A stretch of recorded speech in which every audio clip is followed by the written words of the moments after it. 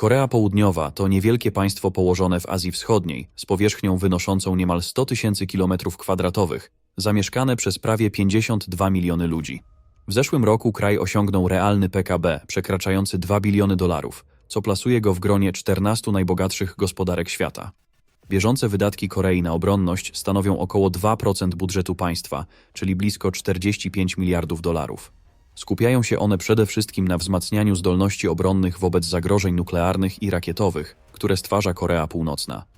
Dzięki tak wysokim nakładom Republika Korei zalicza się do grona największych potęg militarnych świata, z wydatkami obronnymi dorównującymi takim państwom jak Francja, Niemcy, Arabia Saudyjska i Japonia, oraz zdecydowanie większym budżetem na obronność niż na przykład Włochy. W razie potrzeby Korea Południowa dysponuje znacznymi zasobami w siłach zbrojnych. Szacuje się, że niemal 4 miliony osób są dostępne do służby wojskowej, obejmującej wszystkie rodzaje sił: siły powietrzne, wojska lądowe i marynarkę wojenną. Liczba aktywnych żołnierzy wynosi około 600 000, a ich wsparcie zapewnia ponad 3 miliony rezerwistów. Republika Korei ustępuje pod względem liczby rezerwistów tylko Wietnamowi, który dysponuje 5 milionami gotowych do służby. Największy udział wśród głównych rodzajów sił zbrojnych mają wojska lądowe, liczące około 365 000 żołnierzy i oficerów. Istotną rolę pełnią także organizacje paramilitarne, zrzeszające około 120 000 członków. Dodatkowo, w razie mobilizacji, kraj ma możliwość zaangażowania ponad 21 milionów fizycznie sprawnych obywateli, zdolnych do długotrwałej obrony. W Korei Południowej wszyscy mężczyźni w wieku od 18 do 35 lat są zobowiązani do odbycia służby wojskowej. Obowiązek ten wprowadzono w 1957 roku jako odpowiedź na zagrożenia z Korei Północnej. Długość służby różni się w zależności od rodzaju sił zbrojnych. Zazwyczaj w wojskach lądowych wynosi 18 miesięcy, w marynarce wojennej 20 miesięcy, a w siłach powietrznych 21 miesięcy. Istnieje również możliwość służby alternatywnej, np. w służbie więziennej, dla osób, które odmawiają służby wojskowej z powodów religijnych lub moralnych. W takim przypadku czas służby wynosi 36 miesięcy. Kobiety nie podlegają obowiązkowi służby wojskowej, ale mogą przystąpić do armii dobrowolnie. W ostatnich latach Korea Południowa intensywnie wzmacnia swoją granicę z Koreą Północną i modernizuje konwencjonalne siły zbrojne, opierając się przy tym głównie na rodzimym przemyśle obronnym. Dzięki temu, pod względem liczebności uzbrojenia sił lądowych, Republika Korei znajduje się w światowej czołówce. Posiada obecnie około 2500 czołgów, ponad 66 000 opancerzonych pojazdów, niemal 3200 jednostek artylerii samobieżnej oraz blisko 5000 systemów przeciwlotniczych i około 600 systemów rakietowych.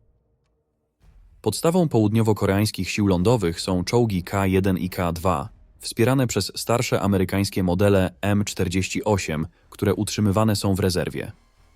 W użyciu znajdują się również niektóre sowieckie czołgi, takie jak T-62 i T-80, które trafiły do Korei Południowej po rozpadzie Związku Radzieckiego jako forma rozliczenia zaległych zobowiązań przez Rosję. Wojska lądowe dysponują także szerokim wyborem pojazdów gąsienicowych i kołowych, co zapewnia ich wysoką mobilność i elastyczność operacyjną. Dodatkowo, armia ma silne wsparcie artyleryjskie, rozbudowane systemy obrony powietrznej oraz doskonale zorganizowane zaplecze logistyczne.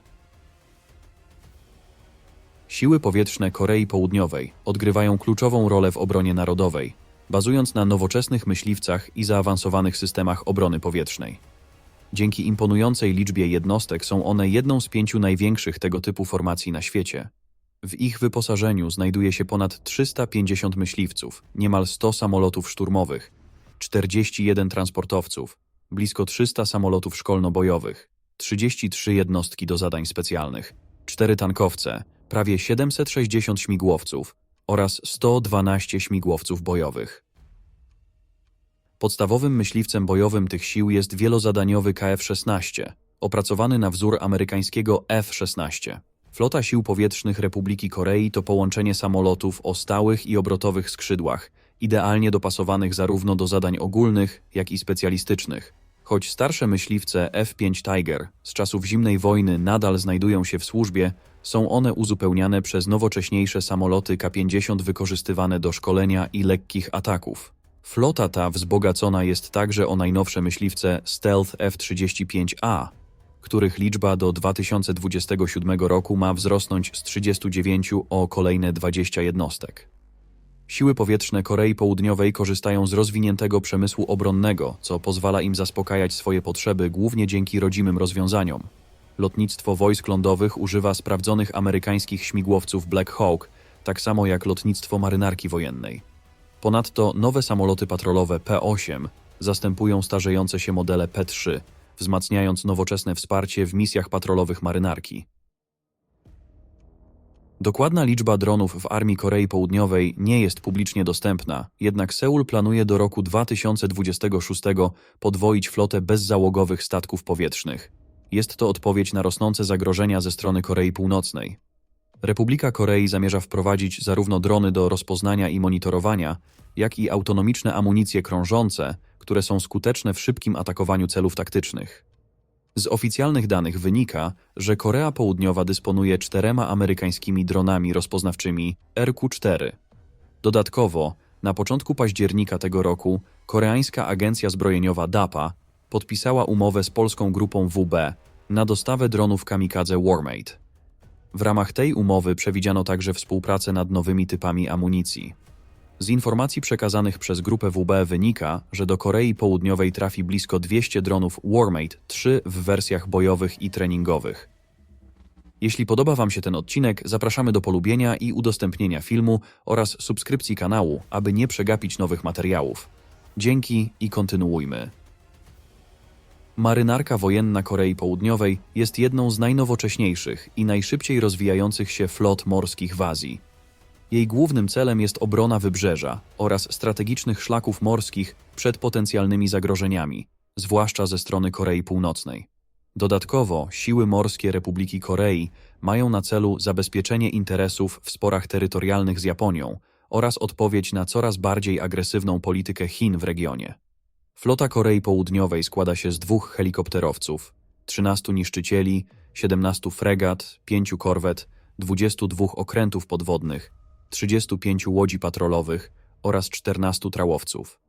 Marynarka wojenna to zrównoważona siła, łącząca jednostki nawodne i podwodne, wspierane przez jednostki pomocnicze. Obejmuje także efektywne siły patrolowe oraz jednostki do działań przeciwminowych, co jest kluczowe dla obrony przed zagrożeniami z morza. Flota podwodna składa się z 3 typów okrętów podwodnych z napędem diesel-elektrycznym, które są zdolne do wystrzeliwania torped i pocisków rakietowych. Niektóre jednostki nawodne, takie jak okręty klasy Dokdo, zostały zoptymalizowane do wsparcia operacji desantowych i są wyposażone w różne typy poduszkowców desantowych.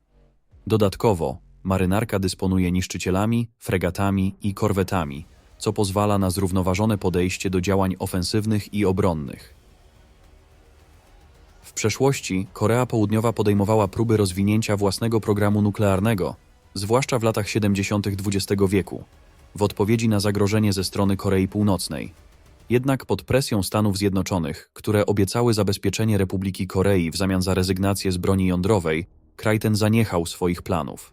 Amerykańska strategia miała na celu utrzymanie stabilności w regionie i zapobieżenie wyścigowi zbrojeń. Obecnie Seul przestrzega zasad traktatu o nierozprzestrzenianiu broni jądrowej, lecz w miarę rosnących zagrożeń ze strony Pjongjangu, niektórzy lokalni eksperci zaczynają kwestionować skuteczność amerykańskich gwarancji bezpieczeństwa. To skłania władze Korei Południowej do przemyślenia możliwości posiadania broni jądrowej. Dzięki wcześniejszym badaniom oraz posiadanej infrastrukturze i zapleczu technologicznemu, Republika Korei może być uznawana za tzw. państwo progowe.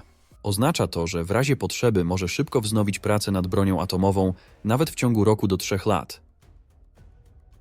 Podsumowując, Korea Południowa zajmuje 5. miejsce w najnowszym rankingu siły militarnej według Global Firepower wśród ocenianych 145 państw. Naszym zdaniem tak wysoka ocena nie wynika jedynie z posiadania dużej nowoczesnej armii, ale także z silnego sojuszu z USA oraz kluczowej roli, jaką Korea Południowa odgrywa w stabilności regionu Azji Wschodniej. Czy zgadzacie się z wynikami tego zestawienia? Jesteśmy ciekaw Waszych opinii, dajcie znać w komentarzu. Zapraszamy również do polubienia i udostępnienia filmu oraz subskrypcji kanału. Dzięki i do zobaczenia już wkrótce.